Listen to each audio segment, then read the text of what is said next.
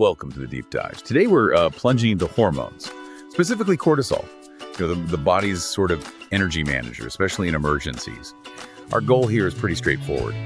Let's quickly break down what the cortisol blood test is all about, what those results mean for your health, and importantly, how using local testing options like those outlined in a guide for Folkestone can make the whole thing easier and, well, less stressful. Let's jump in. Right, and we're drawing from a really clear guide by Blood Test UK. They make a great point that cortisol isn't just about stress. It's a steroid hormone, a key one, made by your adrenal glands. Think of it like this. It helps manage how you use energy, like sugars and fats, deals with stress, obviously, but also how your body fights off illness, your immune response. A manager, I like that, like a little manager inside you. And like any manager, you need to check in, see if things are running smoothly. So this blood test measures basically how much cortisol is floating around in your blood. And it's mainly looking for extremes, right? Either too much or too little. Exactly. Too little could point towards something like Addison's disease. That's where the adrenal glands just aren't making enough. So the body's always kind of running on empty. On the flip side, too much cortisol, maybe from ongoing stress, or sometimes an internal issue like a pituitary tumor that leads to Cushing syndrome.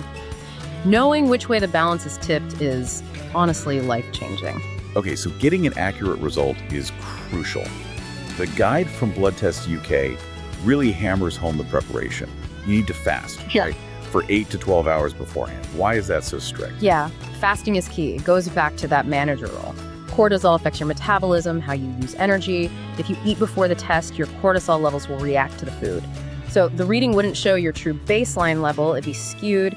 Fasting with just water allowed gives us that clear baseline picture. Makes sense. And timing's a big one too, isn't it? Yeah. The guide says first thing in the morning is best. Why not just, pop in on your lunch break? Well, cortisol has this natural daily rhythm, a circadian rhythm. Levels peak quite sharply just after you wake up. That's to get you going for the day.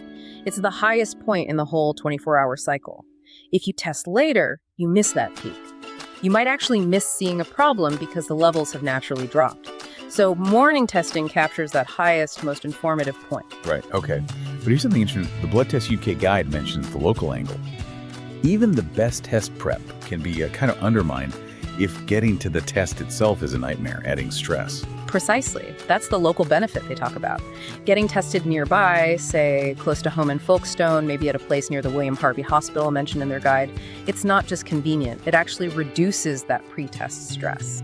If you're stressed from traveling a long way or traffic, your cortisol might spike. And that could mess up the baseline reading we're trying so hard to get accurately. Defeats the purpose a bit, Yeah, that makes total sense. The journey there becomes part of the test conditions almost. Yeah. So, okay, let's say you get the test, you get the number. How does knowing that actually help you, the listener, in everyday life? What's the so what? Well, looking at the bigger picture, knowing your cortisol level is really the first step, especially if it's high, maybe due to chronic stress. High cortisol over time isn't just a feeling. It can actually lead to things like gaining weight around the middle, sleep problems, or even making you more likely to get sick because it suppresses your immune system. The test gives you that information, that power to start managing it. And the guide offers some solid practical tips too, doesn't it? Things like aiming for, 7 to 9 hours of sleep. And using simple stress reduction techniques like exercise or just deep breathing. It turns the number into an action plan.